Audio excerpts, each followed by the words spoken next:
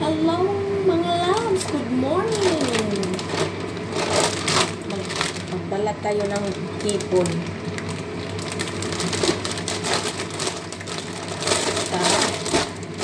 Samahan niyo kong magbalat ng hipon.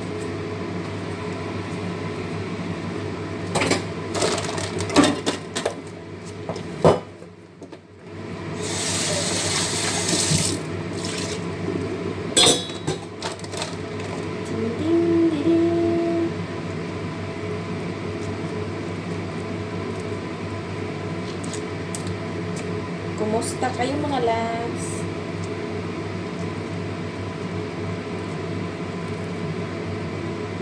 Itong hipon na to loves, ilalagay namin to sa mga noodles namin. Mga gulay noodles, gulay tsaka ganito. Or beef, mga ganyan. Iba-iba.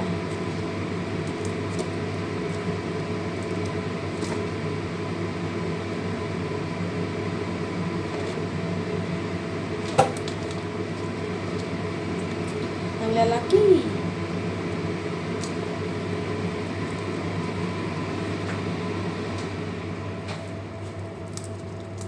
Ang ingay kasi.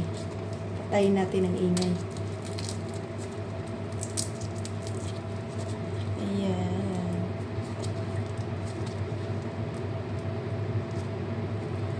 Di pa. Tanggal ang... Ito, iiwan ko tong ulo mga loves kasi parang ang sarap nito ano sa gulay. Iiwan ko. Ano na to? Dito ko ilagay ang ulo ng hipon. Kasi mamaya magluluto ko ng gulay. Ilagay ko yan. Tsaka sayang mataba.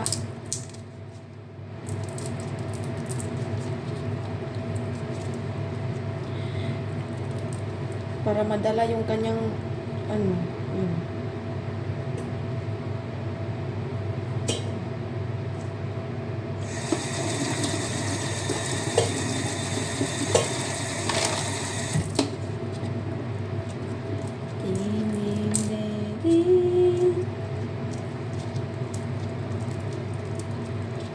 Marunong din pa kayo magbalat ng hipon mga loves?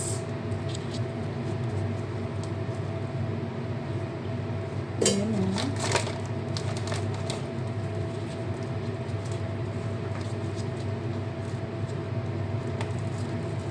Mga tulog pa yung mga amo ko.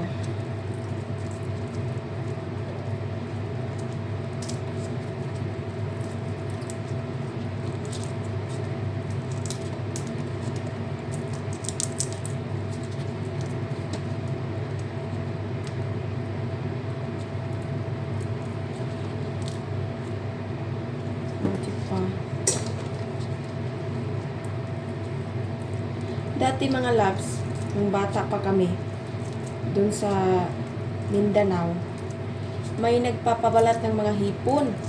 10 ang per kilo nun. May pera na. Mga bata pa lang, may income na. 10-10. Oh. Kung makailang kilo ka, di makailang 10 ka rin. Diba? Namimiss ko kaya yung mga ganun. Parang gusto kong gawin yung mga ginawa ko dati ba.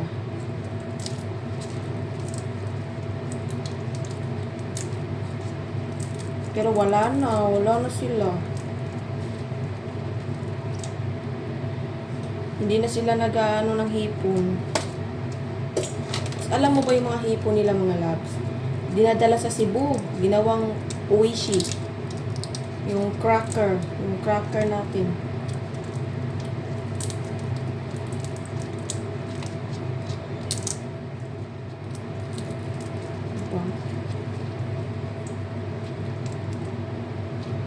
Paborito niyo ang hipon mga loves? Paborito niyo rin ba?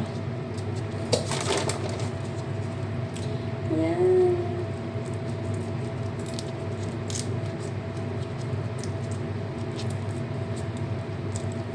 Kahapon Kahapon ko pa to sana babalatan mga labs. Sobrang busy kami kahapon. Kami ni ma'am sobrang busy. Kakaluto kasi may mga amiga siya na pupunta, mga friends.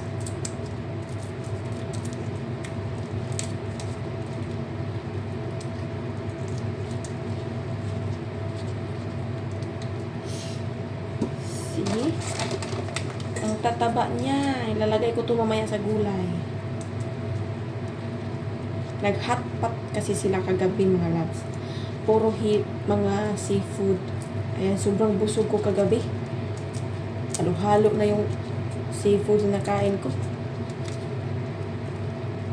Pero, paborito ko yung seafood mga labs. Kaysa sa mga karne-karne. Gulay at saka seafoods. Ayan, paborito ko yun. Karne. Bihira lang nila ako kumakain ng karne. Minsan,